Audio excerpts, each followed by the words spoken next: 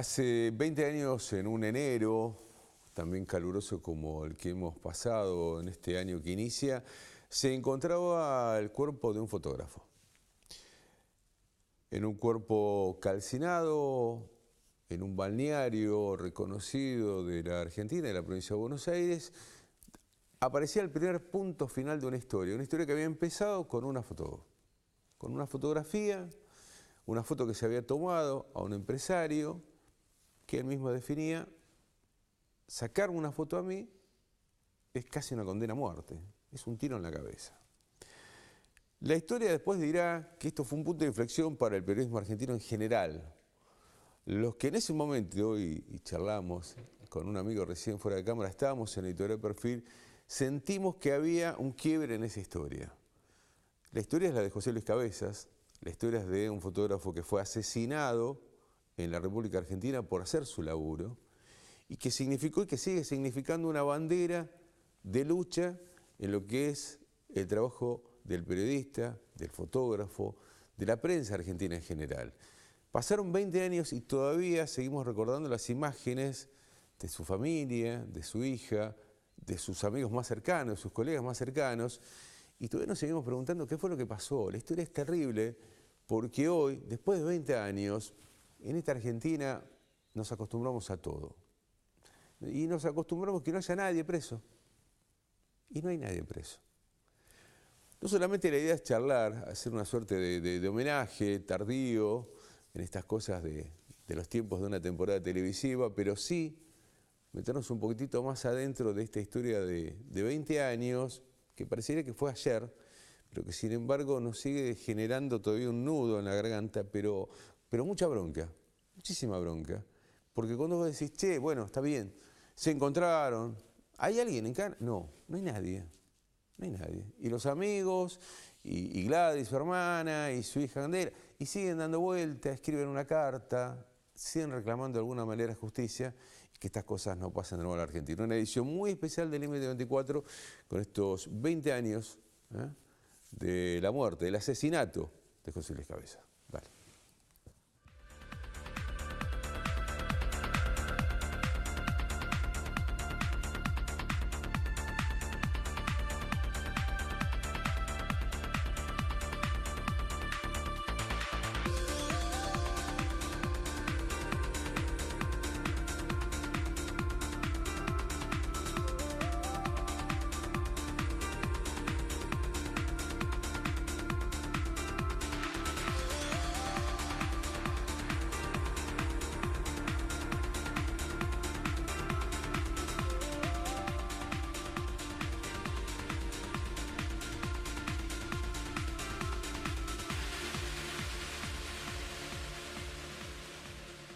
El homicidio de Cabezas fue cometido el 25 de enero de 1997, tras una fiesta de cumpleaños en la casa del empresario postal, Oscar Andriani, en Pinamar. Quedó probado para la justicia que Cabezas fue capturado en un operativo clandestino supervisado por los policías Aníbal Luna y Sergio Camarata, y luego llevado hasta una cava de un camino rural de General Madariaga. El oficial Gustavo Preyeso lo asesinó de 2 disparos en la cabeza e incendió su cuerpo dentro del auto que utilizaba para la cobertura periodística de la temporada de verano. Tras una compleja investigación, se determinó que el empresario fallecido, Alfredo Yabrán, fue el autor intelectual mediato del crimen de Cabezas y su jefe de custodia, el ex sargento del ejército Gregorio Ríos, quien dio la orden. Fue asesinado después de tomar para esa revista las primeras fotos hechas públicas del empresario Alfredo Yabrán, en el marco de una investigación periodística sobre su presunta implicación en casos de corrupción política. Gladys Cabezas lamentó hoy que todos los asesinos están en libertad, en referencia a los autores materiales e intelectuales del asesinato del reportero gráfico de la revista Noticias, muerto tras obtener una foto del empresario Alfredo Yabrán. María Agustina Cabezas, hija de José Luis, dio a conocer una emotiva carta abierta, donde recordó los momentos vividos junto a su padre y su trágico final a manos de sicarios que respondían al empresario Alfredo Yabrán. No es fácil decirte estas palabras, porque 20 años son casi toda mi vida, casi toda la vida de mis hermanos, y cuando te mataron, yo apenas tenía 6, escribió. ¡José Luis Cabezas! ¡José Luis Cabezas! ¡Ahora!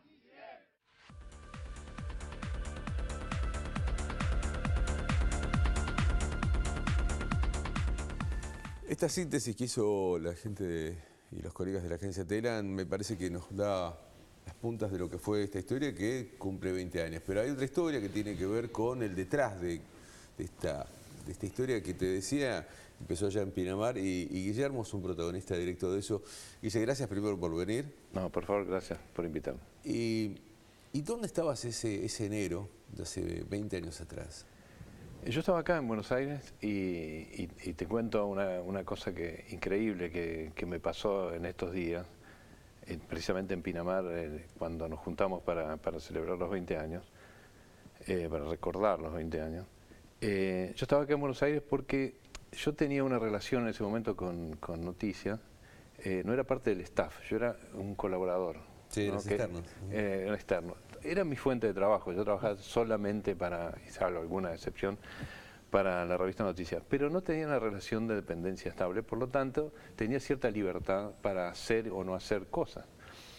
Entonces yo no hacía la temporada, a mí no me gustaba ir a pasar el mes y medio, 2 meses a Pinamar o a Punta del Este. Para la gente que no es del gremio le contamos, hacer temporada era esto, claro, ¿no? Era lo que hizo José Luis con... lo que se hacía, y sobre todo en esa época para las revistas. Ir a hacer todo el verano, los balnearios principales. Entonces establecían un equipo, 2, digamos una pareja de un fotógrafo y un periodista en Pinamar o en Mar del Plata o en Punta del Este, que eran los lugares clásicos. Bueno, yo no hacía eso. Y José Luis, que era mi amigo, y que teníamos una vida, aparte de que trabajábamos juntos en la revista, teníamos una vida de amistad, digamos, común, de nuestras familias y demás, quería convencerme a toda costa que fuera para pasarla mejor, digamos, porque esto era medio una rutina para él, ir a Pinamar. Ya hacía varios años que iba. Y entonces, no días antes, cuando se empezó a decidir cómo en la revista se armaban los equipos para cubrir la temporada, y José Luis sabía que yo no iba a ir, vinieron con Cristina, con su mujer, a cenar a mi casa, con la idea de convencernos, de convencernos de que fuera yo también con mi mujer, que era medio como una vacación, digamos, que nos armamos, cosa que era cierto, digamos, de alguna manera se podía hacer eso, si uno tenía ganas, ¿no? Seguro, yo prefería quedarme en Buenos Aires, trabajar en Buenos Aires. Sí, porque igual hay que trabajar, digo, no es que solamente... No, claro, el verano porteño, digamos, me gusta, cuando la ciudad está vacía. Era un verano complicado, digo, porque estaba, por un lado, la búsqueda de Chabrán, concretamente el equipo de Noticias andaba atrás de eso, claro, ¿no? Sí. Pero digo, además, había mucho laburo, había mucha movida. Pinamar fue un año que tuvo mucha movida de políticos. Bueno, además. todo el menemismo Pinamar fue el centro, ¿no? de la vida política en el verano. Y bueno, finalmente no me convenció, no nos convencieron, digamos, José Luis y Cristina de que fuéramos, y así fue. Y bueno, finalmente después ocurrió lo que ocurrió. Y curiosamente nos encontramos con Cristina después de prácticamente 20 años, porque Cristina, año y pico después del asesinato, se fue a España y yo no la volví a ver. Y los dos sentíamos increíblemente cierta culpa por esa decisión. Digamos, ella de alguna manera me culpaba y me pedía perdón, y yo decía, pero es absurdo lo que me estás diciendo. Pero si yo hubiese ido, las cosas hubiesen sido distintas. Sencillamente porque la historia es así, ¿no? Si una cosa cambia de camino, todo es diferente. Y yo también sentía eso, digamos, yo hubiese ido, hubiese sido distinto. O no, digo, porque, a ver... Y a Michi le pasaba lo mismo, que él se fue primero de la fiesta y si antes yo no me hubiera ido... Michi le pasó esto, lo charlé más de una oportunidad con él.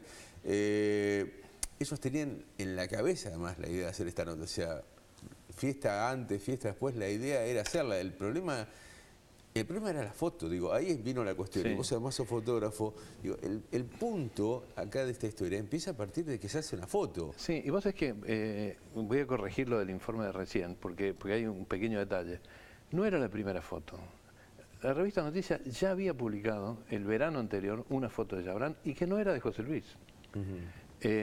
Una foto en los fuegos artificiales, que es un clásico de Pinamar, el 31 a la noche se hacen los fuegos artificiales en la playa.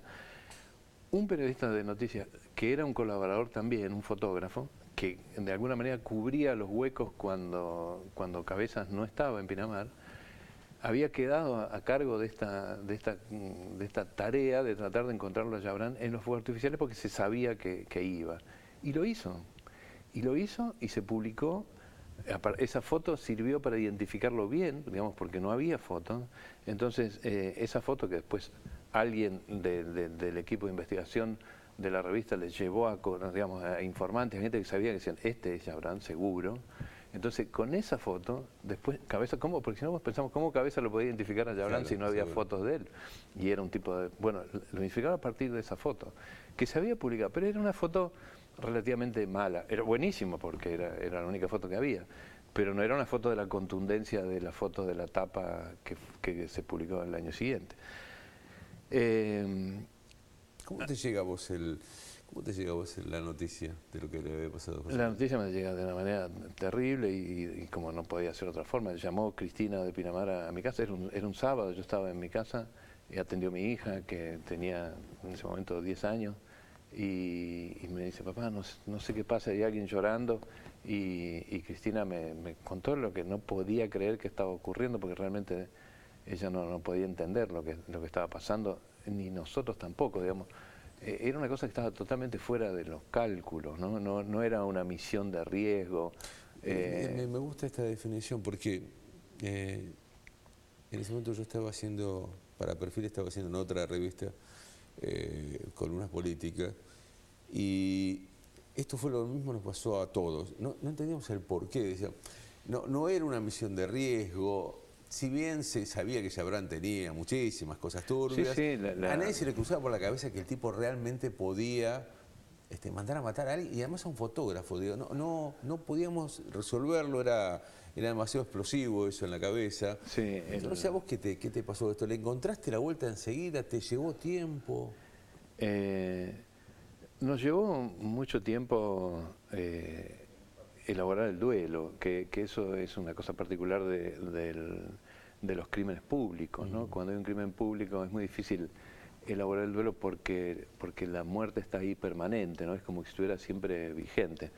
Por eso creo que hizo muy bien Cristina en irse del país para salirse de esa cosa, porque si no siempre iba a estar en ese lugar de ser la viuda de José Luis, ¿no? Pero a nosotros nos sorprendió muchísimo. Jamás esperábamos una cosa así, más allá de que, digamos, la primera vez que un equipo de noticias fue a la casa de Yabrán a hacerle unas fotos a la casa, lo sacaron a los tiros, o sea, a los tiros de verdad, tiraron de la casa de acá de la zona norte, ¿no? Me acuerdo de la calle Paraná nomás. O sea que había antecedentes, y había muchos antecedentes. De hecho, la investigación que se venía llevando desde hacía ya 3 años daba cuenta de cosas muy fuertes relacionadas no solamente con el periodismo, sino con competidores, por ejemplo, ¿viste? Con quebraduras de piernas, ¿viste? Ese tipo de acciones de parte del entorno de Yabrán, ¿no? Cuando te llama Cristina, ¿qué haces? ¿Vas para Pinamar? ¿Te quedaste acá? ¿Hablaste con la gente de la editorial? Sí, claro, inmediatamente yo me comuniqué con mi jefe, que era en ese momento Hugo Ropero, que era nuestro jefe, digamos, y me fui a la redacción, a la revista, y bueno, y ahí inmediatamente empezamos a trabajar, digamos, sobre el caso, ¿no? Sobre la situación. Vos es que no puedo recordar el nombre. Estuve toda la tarde tratando de recordar el asesor legal en ese momento, tipo muy conocido, porque además él había trabajado antes con Cassioli en otra editorial, yo lo conocía de ahí, el asesor legal. ¿Pelicori? No puedo, la verdad, hice toda la tarde de esfuerzo, pero digo, sí sabía. La doctora Pepe era la abogada. Cuando Jorge Fontevecchia se entera que se va para Pinamar y se va con el asesor legal de la editorial, ¿no? Porque nadie sabía bien qué hacer, digo, tampoco había, por suerte, dijo, pero no había antecedentes, no había casos. Sí. Recuerdo que hablé con Martini, que era uno de los editores en ese momento de otra revista de la editorial, y me decía, Jorge se fue para allá, se están yendo para allá, pero nadie sabía bien qué hacer. Creo que nos sorprendió de tal manera que ni siquiera los máximos responsables de la revista, los colegas, creo que todo el mundo corría y no sabía para dónde ir porque no sabía qué hacer. Sí, mira, a nosotros nos pasó una cosa que obviamente cuando la noticia se hizo pública nos empezaban a pedir fotos de José Luis para ilustrar las notas. Y no encontrábamos, y era fin de semana, entonces el archivo de la editorial que estaba en otro edificio estaba cerrado o se demoraba mucho, no me acuerdo bien el contexto, pero no teníamos fotos, y parece mentira hoy pensar que no había una foto de José Luis. La foto histórica esta del afiche de No se olviden de José Luis, blanco y negro, es la foto del carnet de de Argra, o sea, la foto de Y una foto documento. que andaba dando vuelta y sacó una foto con su hija. Claro, que entonces con Hugo nos acordamos que unos días antes habíamos estado comiendo un asado en mi casa y ya nos habíamos hecho fotos entre nosotros, Seguro. ahí de familiares. Y bueno, tomamos una de estas fotos que está José Luis con Candela, con su nena, que yo le había sacado ahí abajo del quincho. La foto es tuya. Sí, claro. Porque esa foto dio la vuelta al mundo también. Y esa ¿no? foto fue la primera foto que circuló de José Luis que no tenía que ver con el accidente, digamos, con el asesinato.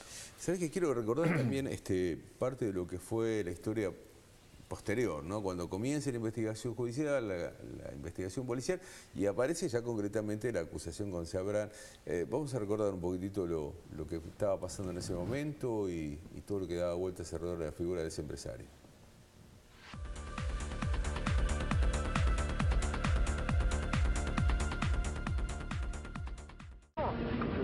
Sacan una foto que es como pegarme un tiro en la frente. Para caballo, yo soy un hombre peligroso.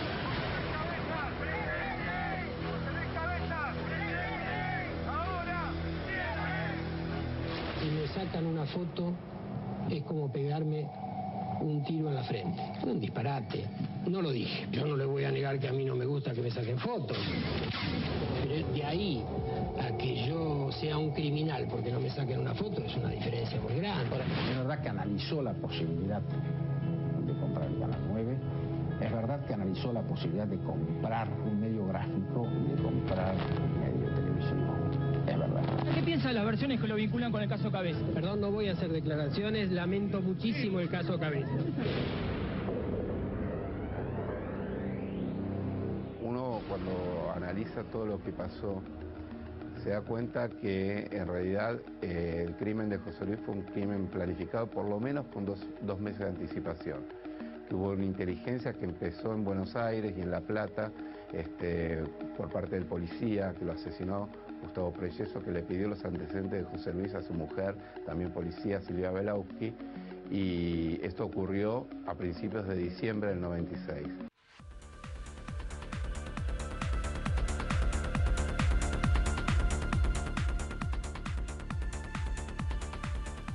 Ahí aparecía el compañero de esas jornadas en Pinamar, que es Gaby Miche, y él tiene muy firme la teoría y la justicia avaló esto, ¿no? Esto fue un crimen planificado. ¿Qué dato te llegaba a vos en ese momento y qué teoría tenés vos propia? ¿Elaborás alguna? ¿Compartís la de Gabriel? Yo comparto, sí, en su totalidad, te diría, la teoría de Gabriel. Él ha escrito este libro ahora que es excelente, digamos, tiene una meticulosidad y un rigor en toda la información que hay ahí, que es, digamos, todo lo que se puede saber sobre el caso está ahí. Yo no tengo una teoría cierta, sí tengo una sospecha de que el crimen era tan lineal, digamos, la lectura del crimen. Chabrán, el tipo investigado, hoy no podemos decir, o sea, con un montón de evidencia acerca de sus negocios, el corrupto, digamos, el mafioso. Sí, sí. La tapa de la revista, el fotógrafo que hace la foto, entonces Chabrán que dice, si sacamos una foto a mí es como pegarme un tiro en la cabeza, entonces va y le pega un tiro en la cabeza porque le sacó la foto. O sea, a veces... Ese es el punto. Es tan lineal. ¿No claro. es demasiado lineal? Claro, es tan lineal que... ¿Por qué un tipo tan personal no lo hizo antes? Digo, ¿por qué no evitaba que la foto llegara? Hay antecedentes en la historia del fotoperiodismo, de fotos que se quisieron sacar. Bueno, en la historia política argentina hay antecedentes. Un expresidente que hace un rato hiciste referencia a vos, yo recuerdo que llamó a una editorial pidiendo que no se sacaran fotos de su hijo en su momento, sí, bueno. De él mismo en una situación bastante particular en La Rioja. Digo, sin embargo, ¿por qué crees que vino? Porque esto es una suerte de venganza, la tapa ya estaba. Claro, sí, por supuesto. Y hecho de manera tan espectacular, digamos, en el sentido de que fuera tan fácil de exhibirse, en plena temporada, en el balneario más importante de la Argentina, hecho con toda la simpleza para que se viera y se entendiera lo que estaba pasando, digamos. Sí, además, los tiros en la cabeza a José Luis, incendiar el auto, digo, parecía hasta una película. Si vos lo tratás de mantener cierta distancia, más allá del efecto, parece una película, el guión de una película, donde el malo es muy malo y no tiene límites en nada. Entonces decís, ¿por qué? Claro, por eso, digamos, a veces uno sospecha, digamos, que podría haber sido un crimen hecho para que parezca que fue de Chabrán, digamos, hecho por otro, para que inevitablemente se lo culpe a él, porque no había otra, era tan lineal la lectura, pero de todas maneras no creo. ¿Por eso se termina matando? Bueno, es que falta algo, ¿no? en todo esto, falta lo de Chabrán para arriba. El otro día que explicaría muchas cosas. Hay más de un colega que ha investigado mucho esto, que habla de esta teoría, ¿no? ¿Qué pasaba arriba de Chabrán? Claro. ¿Por qué Chabrán se mata? Sí, es muy inexplicable. También están las teorías cinematográficas de que Chabrán en realidad no se suicidó, sino que se fraguó su muerte, y hubo un hecho muy llamativo que llevaba esa lectura, que es el libro que Chabrán le regaló a Ibáñez, ¿te acordás? El secretario del SUPE, de los petroleros. Sí, del petrolero. Que era amigo de él. Y un tiempo antes le había regalado una novela que no recuerdo ahora cómo se llama, una novela de una historia de un mafioso que fraguó su muerte. Sí, después aparecieron mi teoría que no estaba muerto, que digo, pero bueno, esta cosa pasa en el mundo de internet, ¿no? Que no está. Tengo que hacer una pausa, pero después quiero tomarme un par de minutos para charlar con vos, Guille, desde otro lugar. Digo, hablamos mucho de lo que pasó, de la historia, de las hipótesis, de lo que resolvió la justicia, de esta bronca que da, ¿no? Estos tipos todos libres. Pero después de la pausa quiero charlar de otro lugar, porque vos lo tiraste por ahí, lo deslizaste. Digo, había un vínculo muy especial, un vínculo de amistad con Cristina, con José Luis. Así que nada, ¿te quedás un ratito y seguimos charlando? Pero cómo no. Pausa en Límite 24. Después de la pausa, quédate porque ya cuando volvamos de la pausa te vas a encontrar con algo que quizás no lo sabías y vale la pena conocerlo. Mira.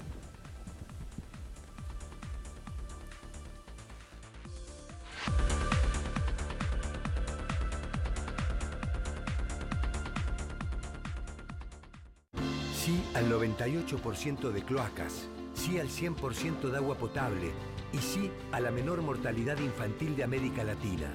¿Te animas a seguir diciendo que sí a vivir mejor? Yo digo que sí.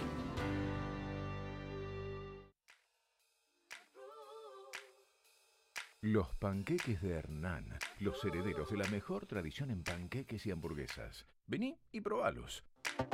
Los panqueques de Hernán, en Avenida del Libertador 1395, esquina Vergara. Vicente López, teléfono 4795-8103. El municipio de San Martín lanza el plan de facilidades de pago Cuentas al Día, con importantes descuentos en los intereses de tu deuda de la tasa municipal. Para más información, ingresá a sanmartin.gov.ar o comunicate al 0800-444-1123. Estar al día nos beneficia a todos. Municipalidad de San Martín. Cuando estamos más cerca, nos sentimos más seguros. Por eso, Vicente López cuenta con 9 destacamentos policiales nuevos que funcionan las 24 horas cuidando a todos los vecinos. En Vicente López seguimos mejorando la seguridad para vivir mejor. Vivamos Vicente López. En Provincia ART, nuestro trabajo es protegerte en el tuyo. Provincia ART, la aseguradora de riesgos del trabajo del Grupo Provincia.